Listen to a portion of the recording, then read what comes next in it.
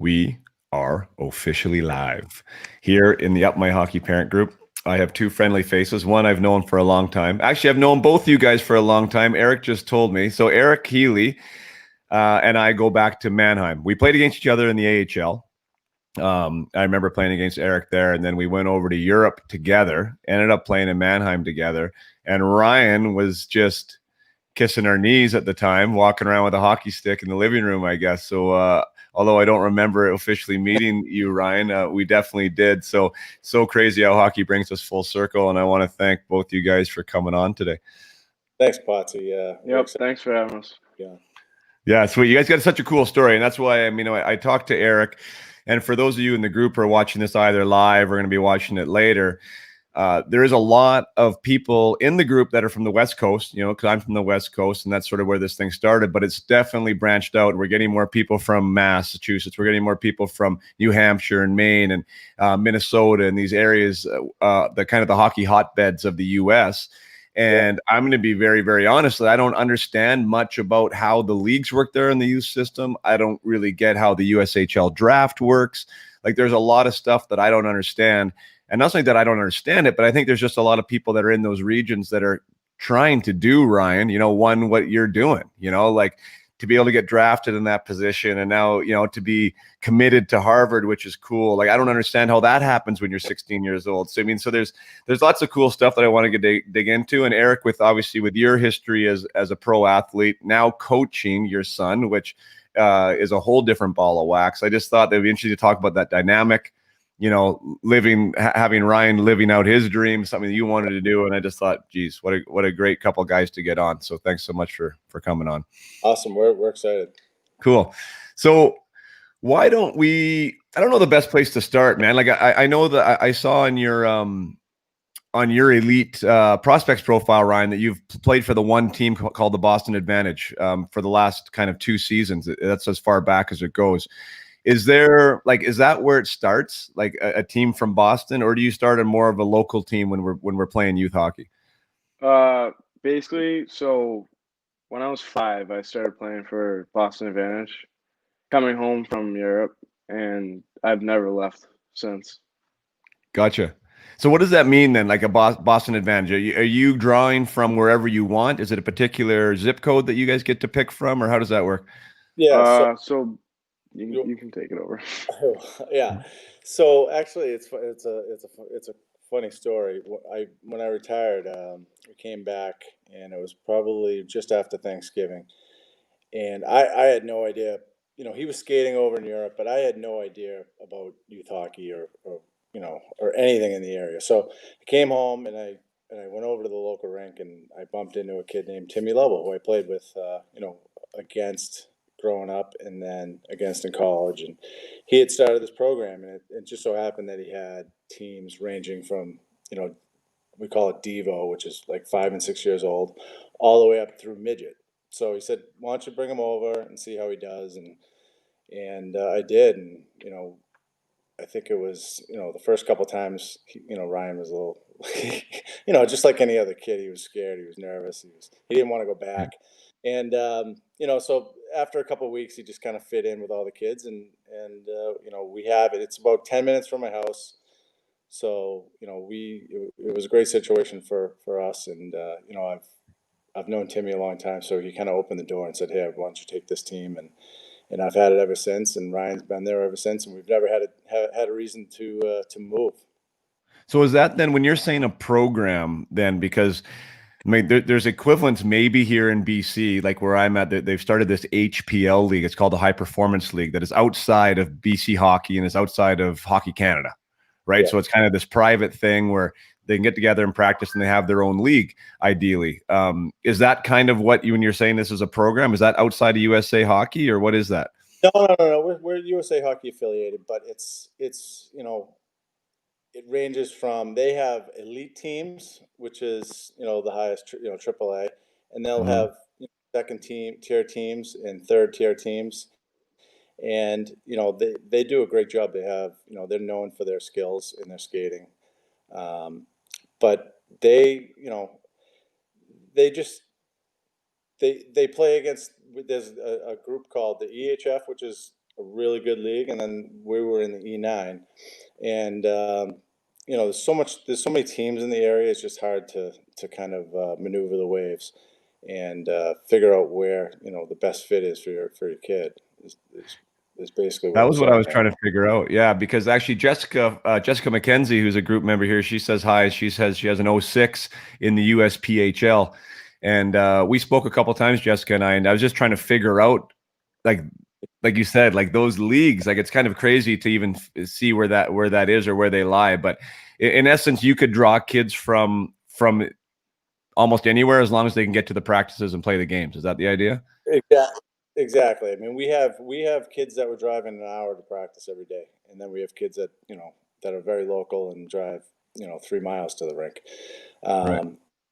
But like I said, in Boston, it's a very saturated market. There's probably within a 20-mile radius of us, there's probably 5 or 6 elite programs that you can go to, and I don't want to say it's watered down, but it's kind of watered down. I mean, there's kids, Right.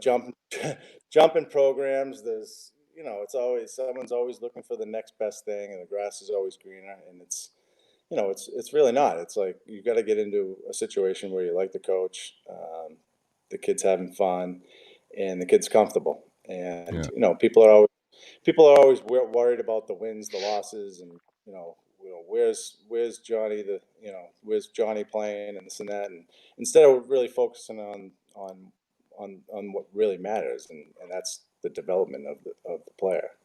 Right.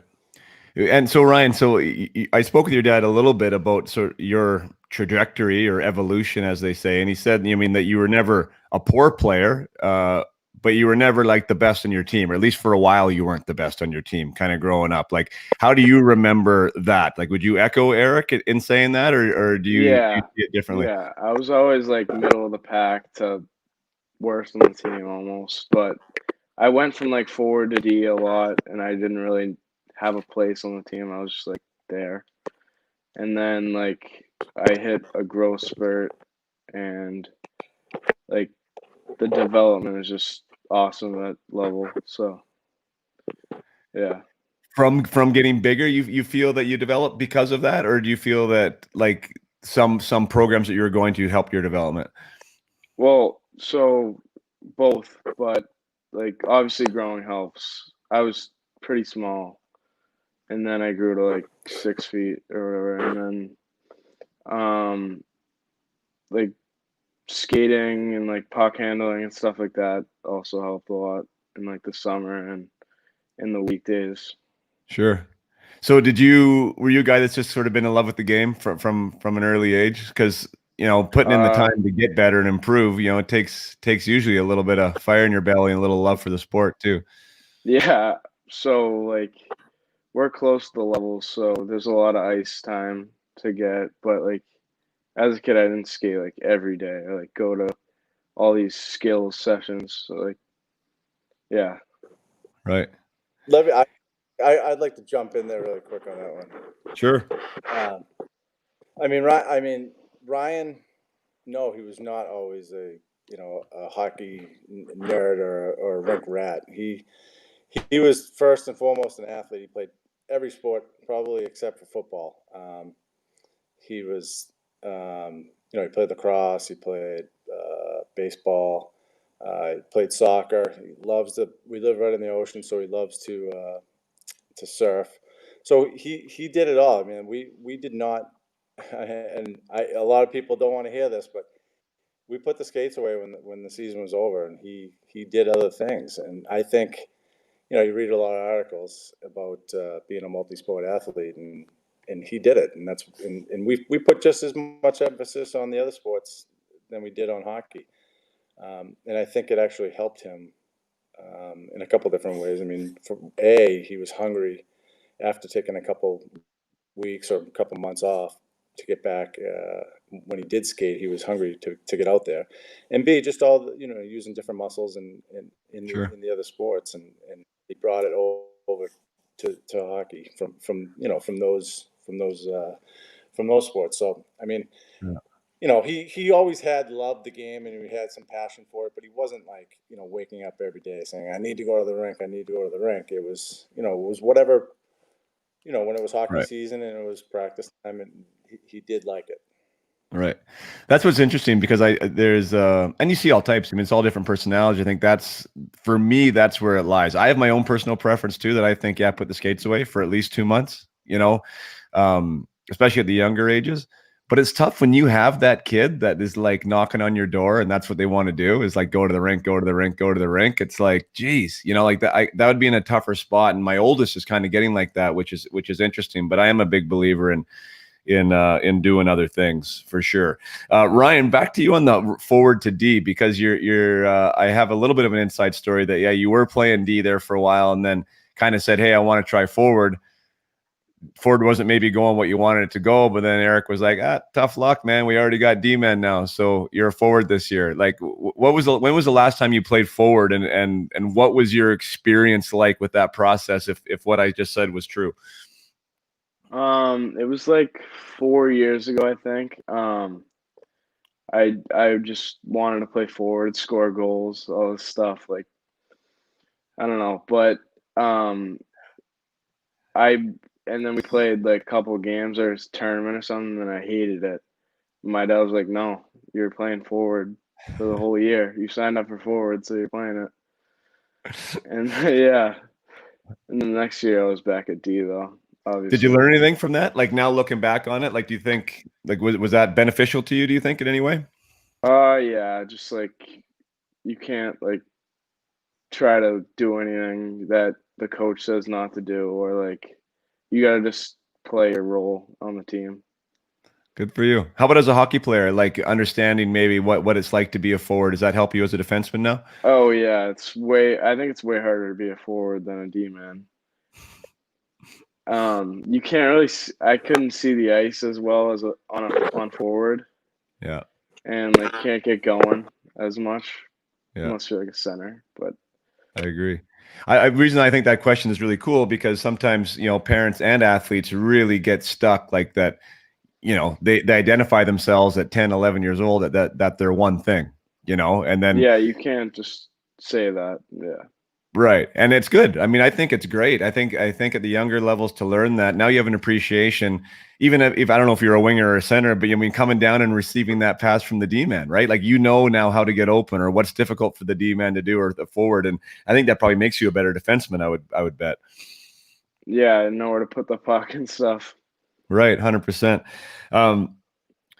How does that go? Because there is quite a few coaches on this group. I'm one of them, coaching my own kids. How did that relationship go with you now? If you can put yourselves back in that, those 12-year-old shoes and not being very happy with your coach, except the problem is your coach is your dad. Yeah. Well, he used to like scream at me all the time and be all over me, and I hated it then, but now it's like I look back and I love it. Right. Just because Yeah. what do you like about it? The fact that he was kind of holding the bar pretty high for you and demanded a Yeah. lot? Well, it just made me a better player. Gotcha. How was that for you, Eric? Like coaching your kid? Obviously, I've experienced the side of it being, okay, I'm a coach, my son's on the team. I'm obviously invested in him, but I also have 16 other kids that I'm really interested in. I have to be vested in, and I want to be. So, finding that balance of coach, dad within that environment. How did you handle that? I wish I could go back in time and actually, talk to my younger self and tell myself to kind of chill out a little bit. But as the years got on, it got easier. Um, I always open the parent meeting every year with, I'm not here just to coach Ryan Healey. I'm here to coach, like you said, 16 other players. And Ryan had it tough. His dad played professional hockey, and he thought at times he knew a little bit more than I did, and we all know how that works. And we bumped heads, and as he got older, that maybe dad.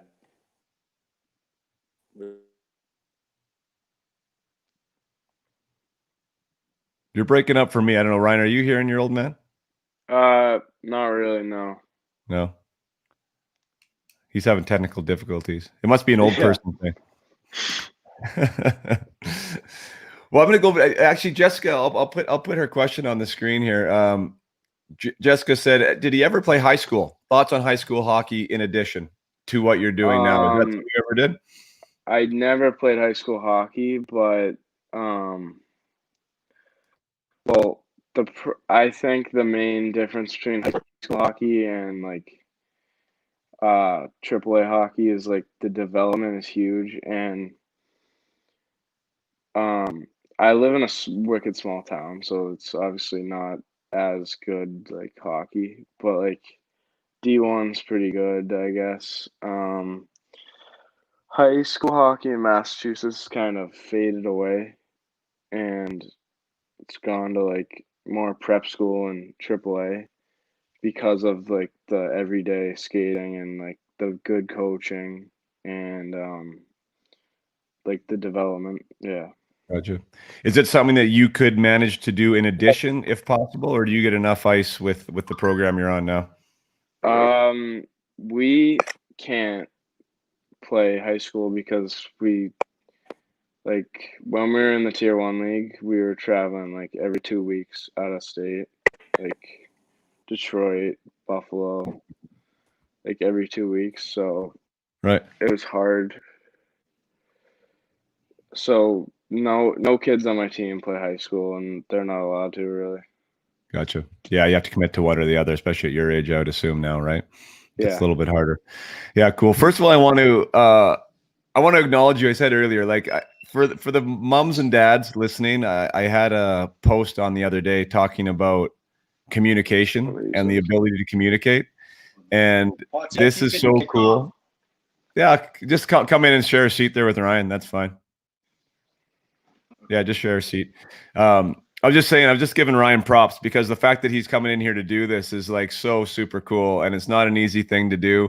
Going live and speaking on, when you don't have time to think about what you're supposed to say, and other people are watching. So I just want to say that's awesome that you're doing that. And parents, if you can ever take advantage of something like that, like get your kids talking, the ability to be able to communicate with adults, with coaches is huge when it comes to scouts, when it comes to recruitments of university players.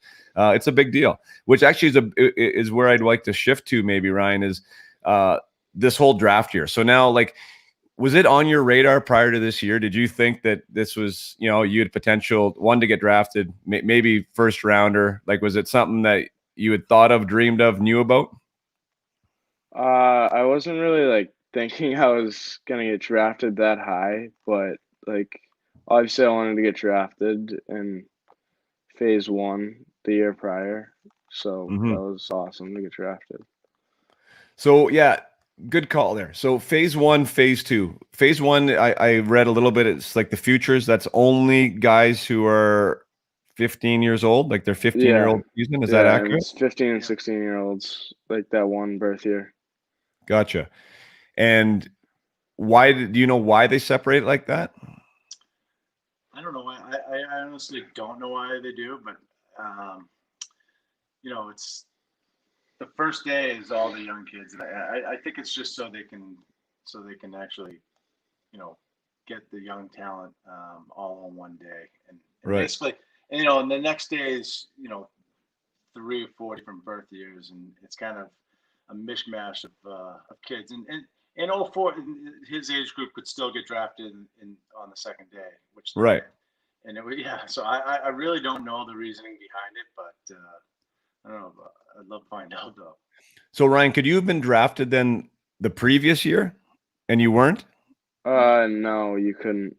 Okay, so this was the first year you were eligible to get drafted. Yeah, exactly. Gotcha. And then just for my own curiosities, when I looked at the draft list, some teams either said like passed or said tender on it. What does that mean? And why wouldn't a team in the first round, I think the second overall pick didn't pick anybody. Why would they do that? Yeah, so leading up to the draft, they can, if they really like somebody, they can it's called tender, and that means that 16-year-old, if they're tendered, they have to play 75% of the games with that team the next year. It's basically a commitment to them, saying, hey, we want you, and then they forego their draft pick, and they take him, and he has to play those certain amount of games. Whereas Ryan, just being drafted, he can go out on any given weekend and play 2 or 3 games, and then come back and play for us in Boston. So Gotcha. It's just a little bit different. It's just more of a commitment to a younger kid. Cool. So then this season's going on, Ryan. You're playing. I assume you're playing well. Was the phone ringing? Like, how do you know you're getting scouted, or how did you know just that some of these eyes were on you?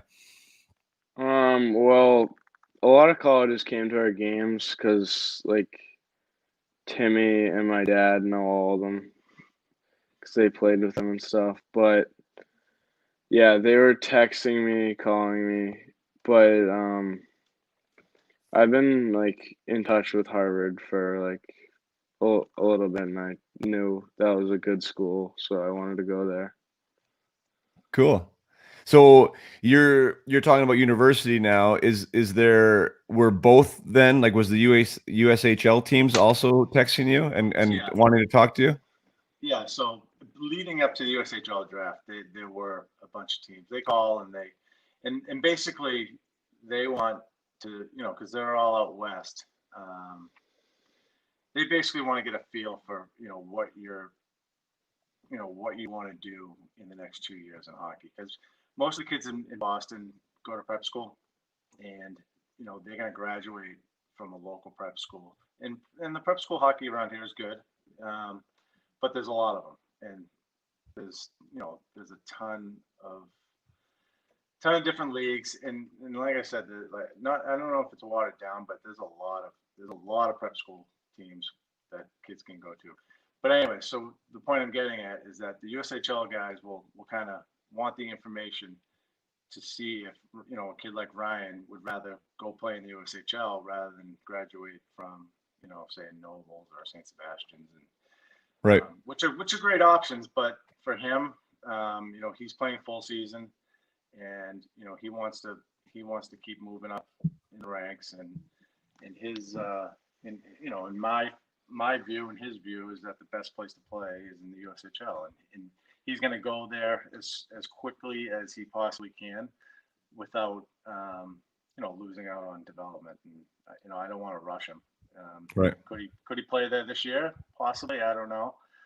We were just out there for their week camp, and he played really well. We had a good conversation with Marty Murray, who's now the coach there, and we're going to take it slow. He's gonna go out for a few weekends and get his feet wet, and then hopefully for his senior year he'll be out there full time. Gotcha. So where my mind went on that from you guys out on the East Coast there, is there a little bit of a different potential trajectory consideration for somebody like Ryan being 7th overall? The NHL draft has to be on the radar, I would assume, as a family. That's 2 years away. Would you rather be on a USHL team in that scenario, or would you rather be prep school? Is there an advantage either way? So there's a couple different. That's a great question, because a lot of kids benefit from playing at prep school because you're an 18-year-old senior or a 19-year-old senior, and you're playing against 15-year-olds.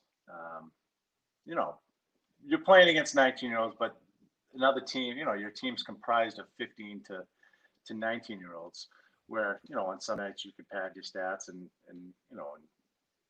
you're playing against 2 sophomores and a freshman, and you get 2 goals that night on that line, and versus going out and playing against basically the best of the best in the United States at that age, and it could be a struggle. So there have been points where kids have benefited from actually staying away from the USHL.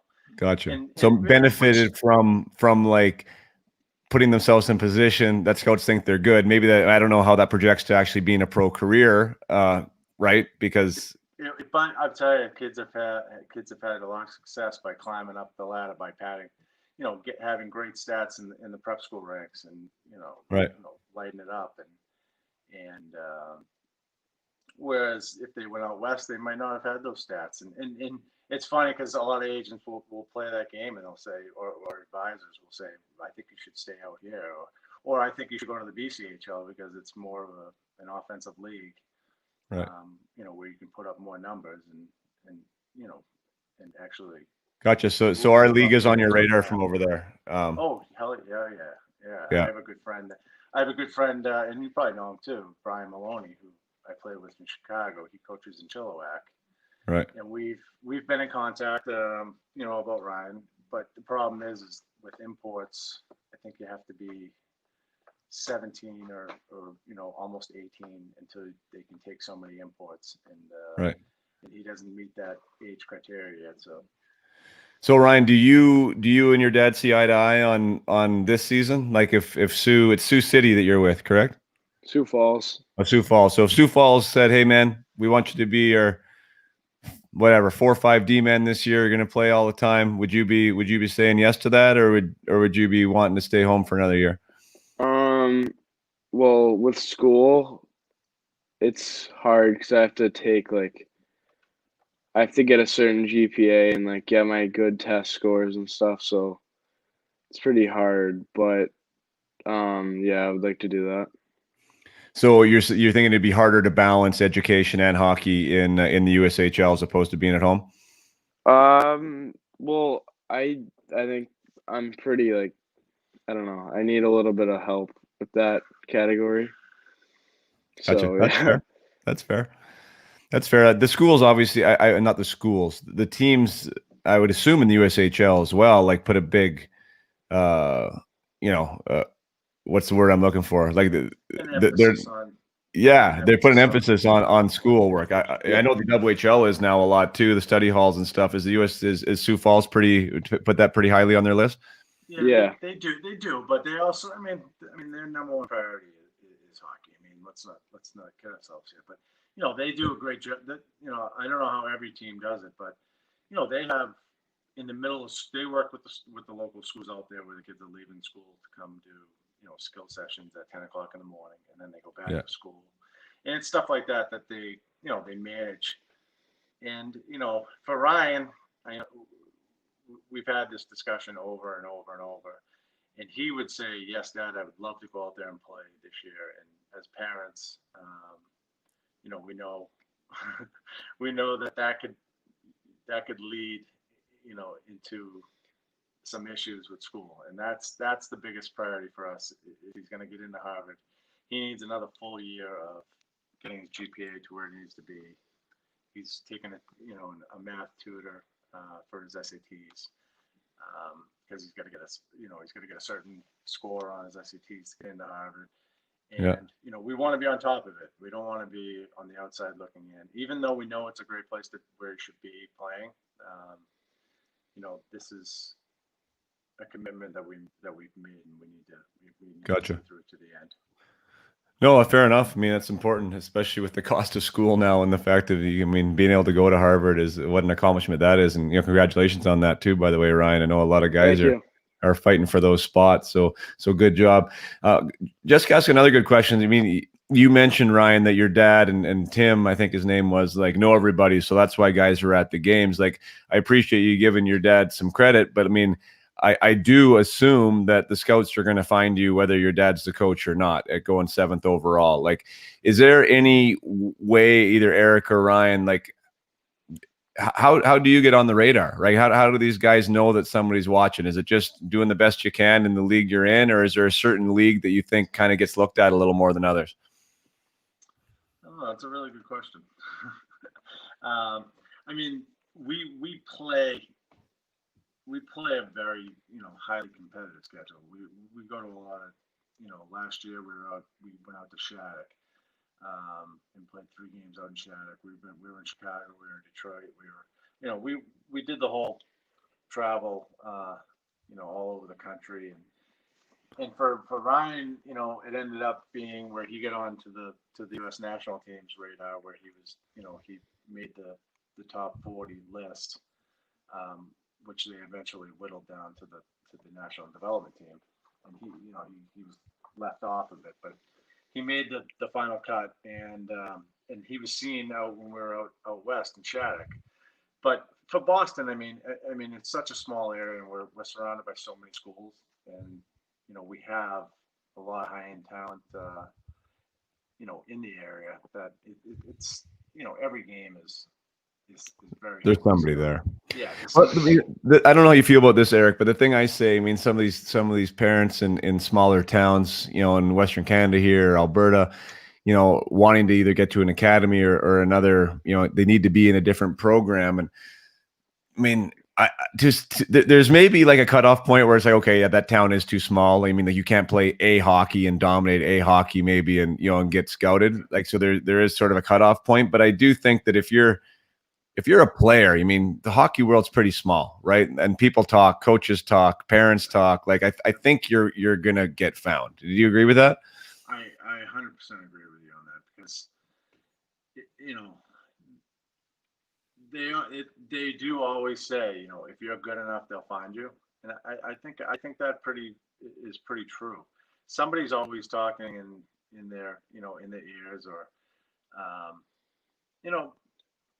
I just think your talent always comes through at the end, and I think that people find you, and people talk about you, and that's it doesn't happen as much in these areas because it's so, like I told you, it's so saturated with hockey players and everybody knows everybody.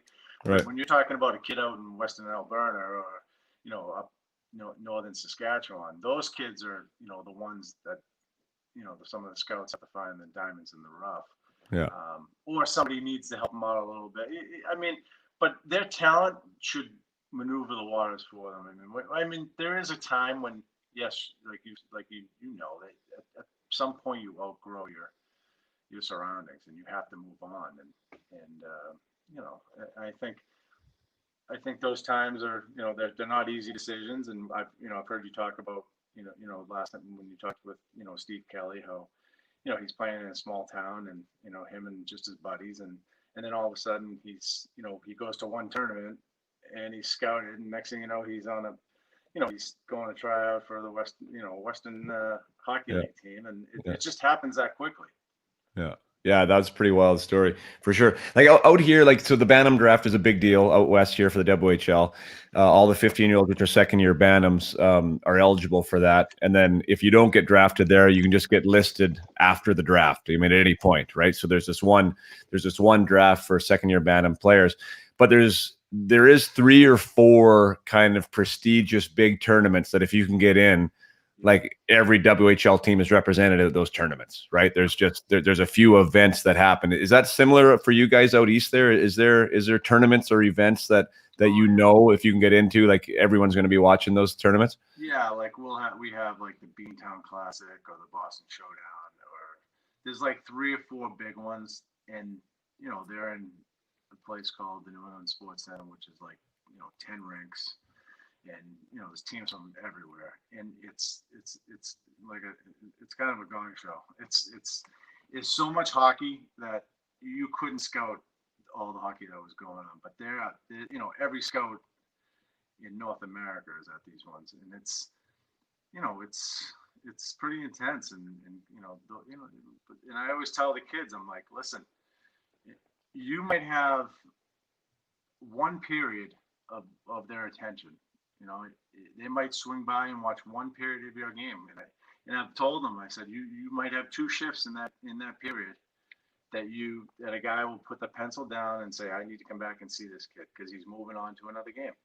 And it's true. It's you only get one chance to make a first impression, and I harp on those things, and it's so the kids probably think I'm nuts, but it's the truth. I mean, they get to the age now where you're either in the mix or you're on the outside looking in, and I can only help, as a coach, I can only help so much. I can only make so many phone calls, but when they're actually in the building, you have to actually perform, and that's something I always preach. I'm like, Ryan will tell you, I'm like, you only have a certain amount of time to show what you have, so you got to lay it out there every shift. Yeah.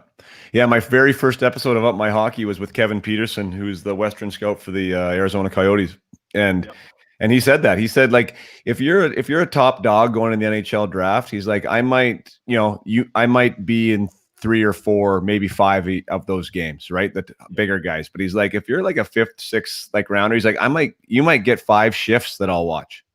Yep.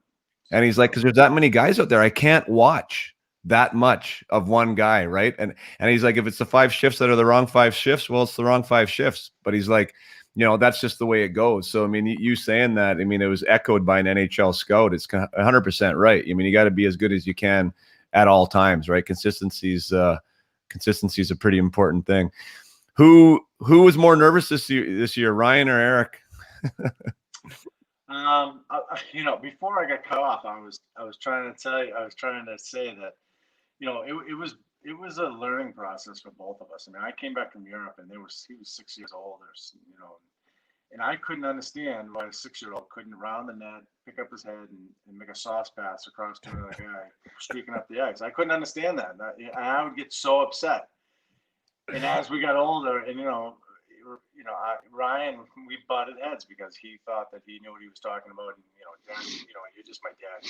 You don't know what you're talking about. And as we both kind of got older, we both kind of learned a little bit more about what we were supposed to be doing. Him as a player, and myself as a coach.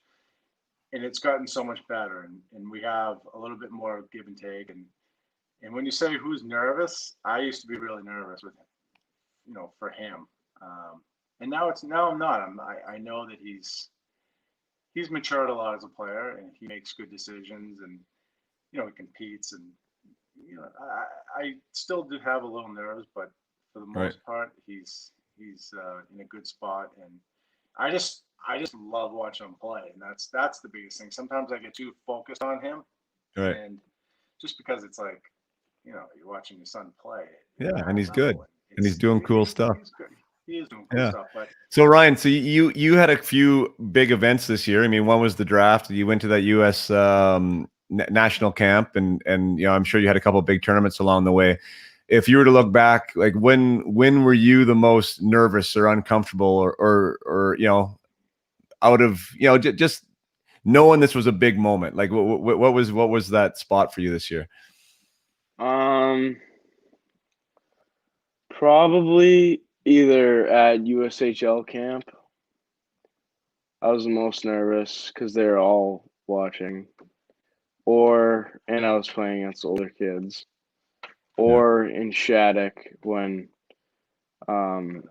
national team was watching me. Gotcha. But he's got what every good defenseman should have. He has ice water running through his veins, and he's got short memory. So those are two things that that kind of separates him. Where I have, if I made a mistake, it would last the whole game with me, and I'd always be worried about what the coach was going to be thinking about.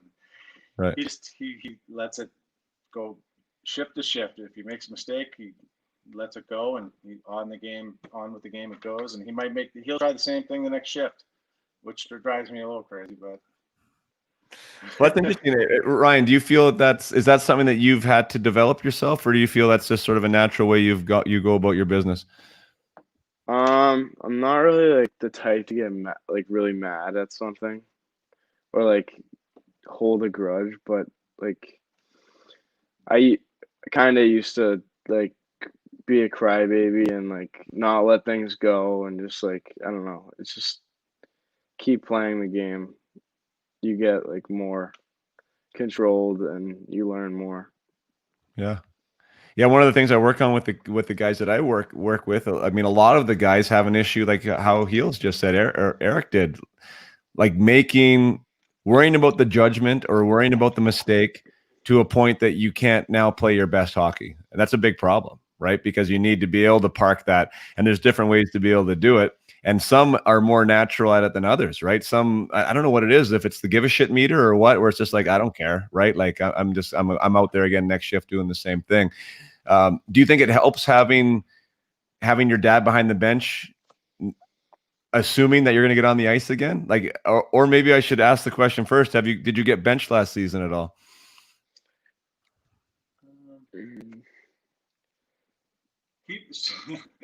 So this, like I said, I cut out on my phone, so I gotta go back. I mean, he was, like I said, we talked about it before. He was never he was always like right in the middle of the road. You know, at the end of the games when we needed a goal, he wasn't on the ice, and he would always say, "Dad, I want to be on the ice." I was like, "Well, you got to earn it first. You got to be you got to be a threat to actually score a goal." Or help us score a goal before I put you in that situation. And, to his credit, he sat and watched, and I put the 6 best kids on the ice when we needed, and he wasn't one of them. And, as the years went on, he kind of got better and better and better. And now he's on the ice at the end of the game. Right. And, he always was upset about it. And yeah, I mean, I don't typically bench any of the kids. Because I played professional hockey and I made 15 mistakes a game. And I don't think it's, at this age that it's time, for dumb penalties, that kind of stuff. Yeah, you might sit a shift or Right. whatever, but for poor play, no, I just don't agree with it. I think it kind of screws with their development and they're going to make mistakes and I want them to go back out there and learn from those mistakes. They might make them again. And Yeah. if they don't learn from them the first time, hopefully it's the second time. But at the end of the day, is it about me and my ego or winning more, 4 or 5 more games, or is it about the kid who I need to help develop and become a better player and put him in situations that he needs to be in to actually to become a better player? I agree. I mean, I'm coaching way younger kids, but I think I would do the exact same thing, probably maybe even up to the junior level. And that's just effort and attitude, right? Yep. I mean, if effort's not there, the attitude's not right. I mean, I'll sit a guy instantly for that, 100%, and just to send a message. But if you're trying stuff and you make a mistake, I always look the other way and just try and congratulate him for trying to make a play. I think that environment is so important for development, is that you feel like you can go out there and be a hockey player. And then make sure you get your attitude and your effort in check. And I mean, things are usually going to go pretty well in that scenario. When you mentioned again, and you kind of covered it, Ryan, a little bit, but maybe Eric, you can come in there. Like, what was the turning point for Ryan? Like, what do you think? What was it, the growth spurt, or I mean, what was? How do we make this thing from being an average player on a club team to being one of the best in the nation? So it goes back to not getting caught up in the rat race of winning and losing games when he was younger. And I believe this. And people say that it was crazy because we didn't, like I've told you before, we never had the best teams even in the state of Mass. We were kind of in the middle of the state. And we took our lumps, but the one thing the Boston Advantage and Tim Lovell was the skating and the skill work. And I always believed in it. And I always said I never thought it would come to this, but I always said, I don't want the best 10-year-old in the country. I want him to be his best when he's at 16 or 17. And I never, I didn't doubt him, but I never knew it was going to come to fruition the way it has. Right. But we concentrated on the little things when he was growing up, and he hated.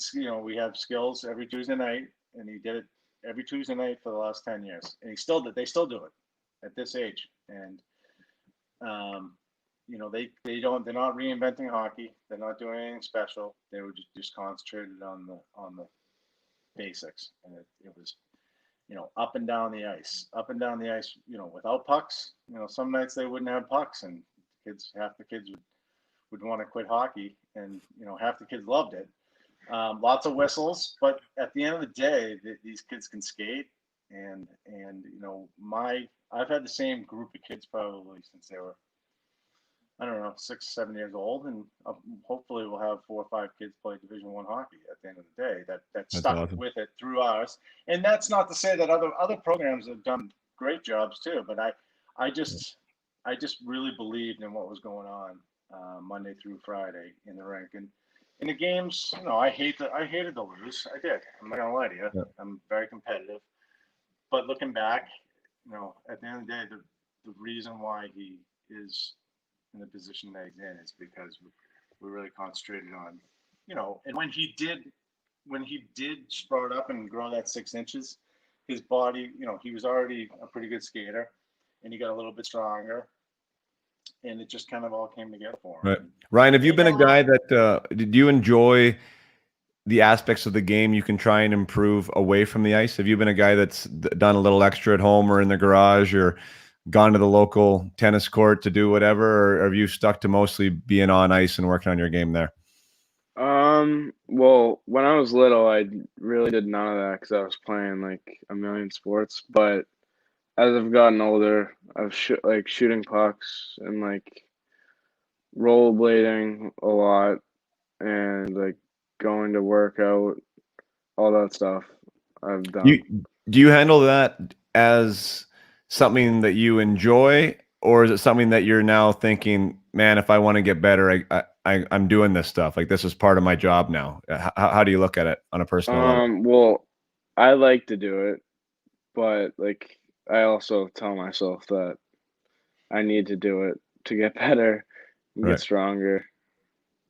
How do you handle the days when you got maybe, I don't know, like maybe you said to yourself that you wanted to go shoot pucks every day this week, and now Wednesday rolls around, you're coming out of bed, you're a little tired, you don't feel like doing it. How do you go about motivating yourself to do the hard things when it's not easy? Well, my parents are strict. First off, they won't let me like pass up anything. Right. And then secondly, just like getting a schedule and doing everything is really important.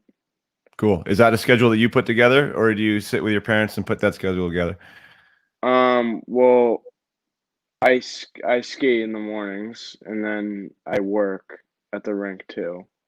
So I teach kids. So I'm at the rink all day, every day. Wow. That's cool. He's had a pretty good summer. Right. So they skate his group and the older kids that are going off to college next year. They skate from like 8 to 10 in the morning, and then after that he works with the younger ages. That's awesome.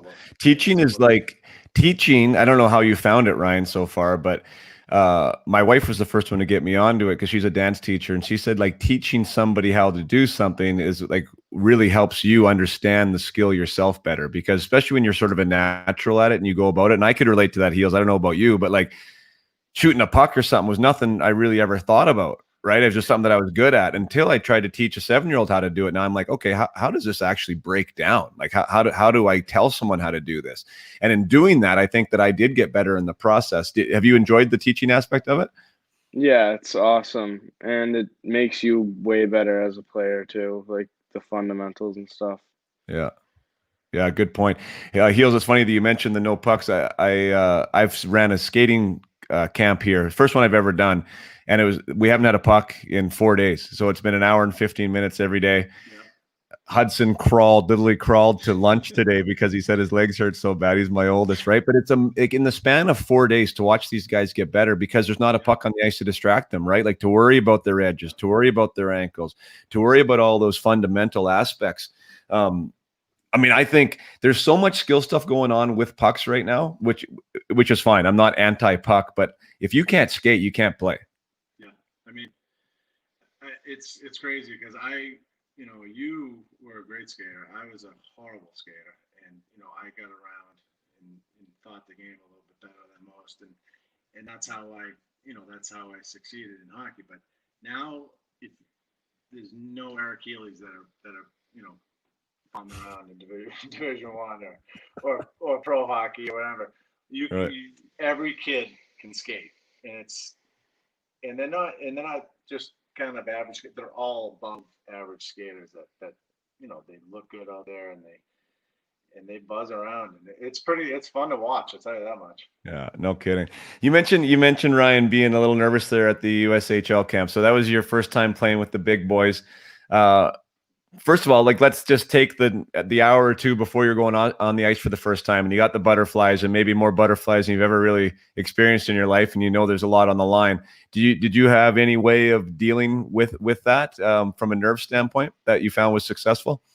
Not really. Just thinking about like what I had to do on the ice, like don't turn over the puck in the middle and stuff. And he was just all over me before the games, telling me what to do, stuff. Did it work? Yeah. Good. So Potsy, I've made a last 10 years of trying to teach all the things that I used to do, not to do. Right. It's so hard. It's like you know, I'm preaching defensive zone coverages and third guy high, all that stuff. And it's funny because I always tell these guys, like, I'm trying to teach you guys all the mistakes that I've made that hampered my career, and I want you guys to master them now, so you don't have to go through what I went through. I want you to, and that was my biggest thing too, is making them play from an early age the right way. A, moving the puck, like you said. B, effort. C, being in position where you should be. And it was all those little things, and I think Ryan. Ryan. Once Ryan got a little bit of confidence, he likes to skate the puck, and I'm like, but like, you you got to move. You're way more effective coming as a second wave. As I do not want you to lead lugging the mail all the time. I want you to move the puck and jump up in the play. And he's gotten way better at it, and he still has a little work to go. But it's a learning process, and it's actually fun to watch. Right. Well, I saw that one clip. So for those of you watching, Eric sent me a video of Ryan doing what a lot of people call the Michigan, which is that pick it up on your stick and come around from behind the net and put it top shelf. So Ryan accomplished that, I think it was this year, right, Ryan, in a game? Yeah. So Ryan does it in a game this year. And the first thing I'm looking at, I'm like, he's a defenseman by himself behind the net in the offensive zone. I'm like, what the hell is he doing down there? But hey, man, you got the goal, and as long as you can get back, who cares, right? Yeah. Yeah, it's actually crazy to see what these kids can do with the puck these days. And I always tell these guys, I'm like, I thought I had good hands, and I'm watching like a 16-year-old do some crazy stuff, and I'm like, I couldn't do half the stuff they're doing right now. But I know. But I will say, Fotsy, I said, but around the net, I'm like, you got to be able to finish. I mean, you can do all the fancy stuff you want to do, but it is an art to scoring. There's an art to scoring goals, and you know that. Put it in the net. Yeah, got to put it in the net. Let's talk about Harvard just a little bit. We've got about 5 minutes left here. You guys have been so gracious with your time and giving the group 60 minutes here. I'm just curious about that process. So you're like, so you just went through, what was it, your 10th grade year? Were you sophomore? Yeah. Okay, so you're sophomore. You have 2 years left of high school, and Harvard and you guys have already made a decision that you're going to go there if things go right with the GPA. Like, how does that work? Is that a contract? Is that a verbal thing? Or like, what does that process look like? Well, that's like officially telling them that I'm going there and I will eventually sign there. That's more of a verbal, but it's like, yeah.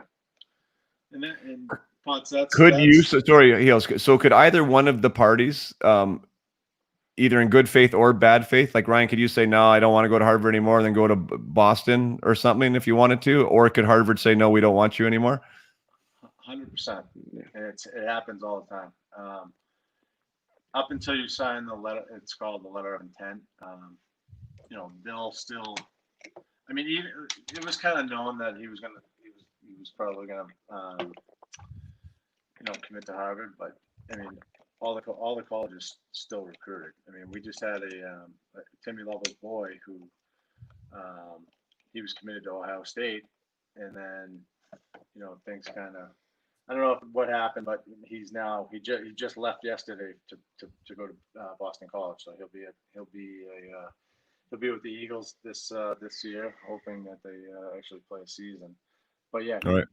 he was committed to Ohio State.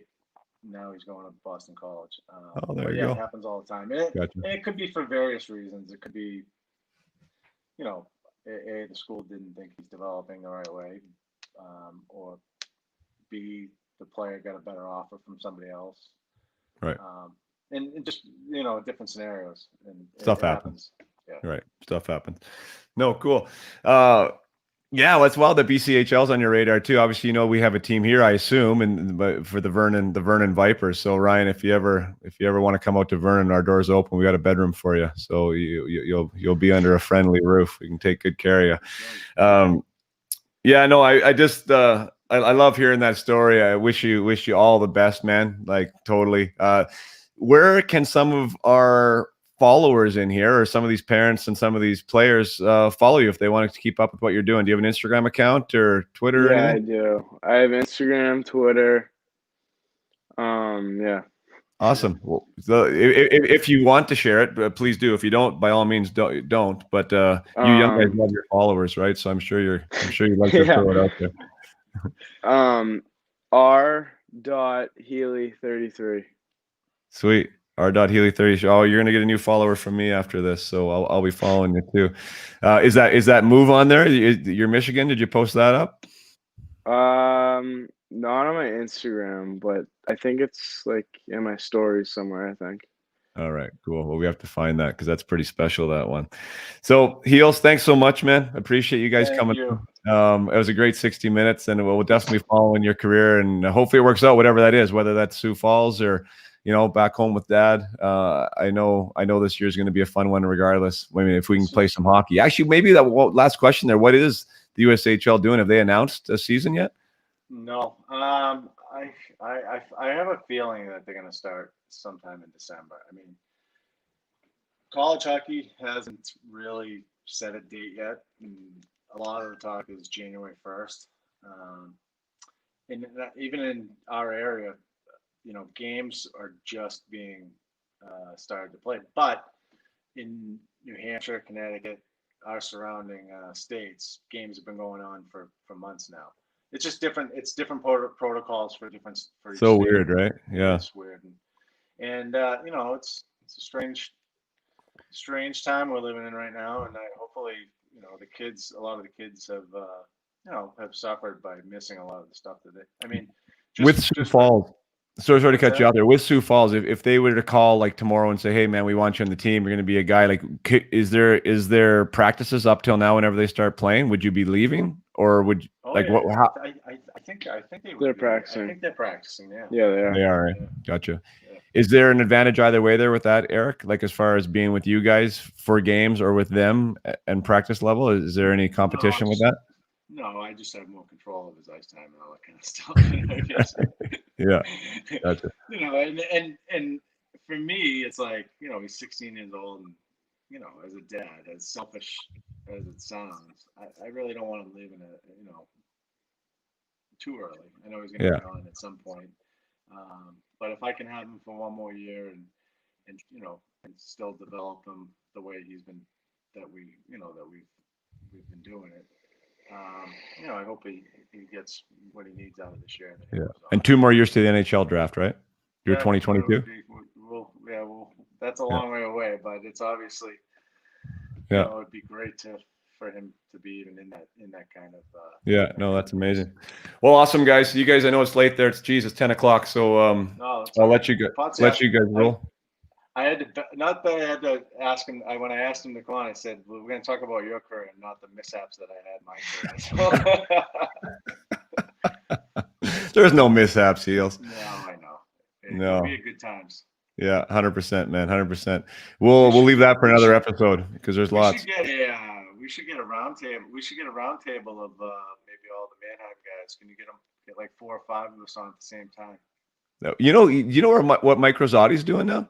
I did. You said he was a goalie coach, right? Oh, when I talked to you, I knew that. Yeah. So Heels and I, old goaltender in Mannheim, who, I mean, I loved Rosie, but I would not have pegged him to be the goalie coach for the NHL Las Vegas Golden Knights. But he was living the life over in Europe, having a grand time for himself. And I'm sure now he's in Vegas having a grand time for himself. So I'm gonna get him on the program too. We're gonna have him on one of these days, and yeah, we could have a round table. That'd be a lot of fun. Love it. Tell the stories about the fans bringing the horses to the rink and me filling up diesel vans with gas and all kinds of good stuff. So. Oh no, but I do one quick story about that year. I think we went to Dresden. We drove 9 hours to and got off the bus and played that night. Do you remember that? Oh, dude, keep going. And then you ended up getting in a fight in front of like 7,000 or 8,000 people and getting kicked out of the game. And then we got back on the bus and drove all the way back to Manhattan. It's like a 9-hour ride to play one game and right off the bus onto the ice. It was crazy. Do you remember that? 18 hours to get in a fight. Do you remember that?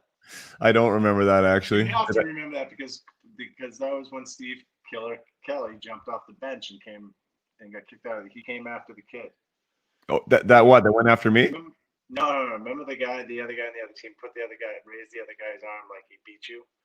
And Killer I do remember that. Bench and like bull rushed him. He got kicked. He never beat me though, did he? No, he didn't beat you. No, he's a little guy. Yeah, no, he didn't beat me. I liked when Killer got us removed from that game in Switzerland. That was my favorite. Sweden against. No. Sweden. Sweden was when he did the jagged edge, where he almost got himself physically banned from Sweden for life there. But most penalized shift I've ever seen in my life. But the game in Switzerland when the other team quit, remember when they just left? They walked off. They walked off with like 10 minutes left or in the third period or second period. And they just left because Killer was going crazy. They thought they were getting hit too much.